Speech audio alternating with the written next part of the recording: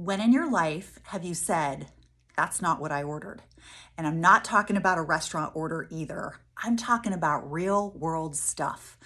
When you're forced to become an accidental expert.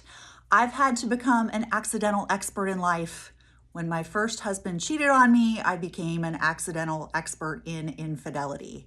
When we dealt with credit card fraud over the weekend, thankfully it was minor, I became an accidental expert.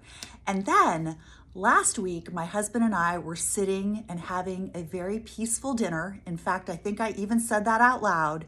And then 2 minutes later, here we were trying to discover the source of dozens of fruit flies in the kitchen.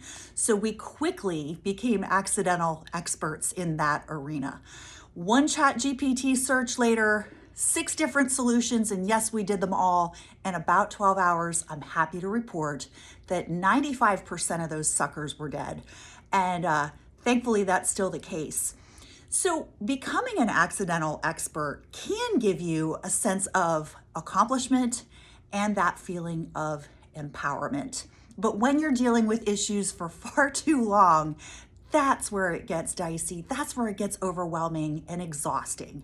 So when it comes to your health and wellness, have you become an accidental expert, or are you still in the process of trying to swim your way to the surface during your day?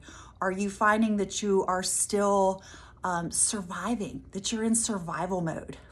If so, my question for you today is, how long is it acceptable for you to continue in that mode?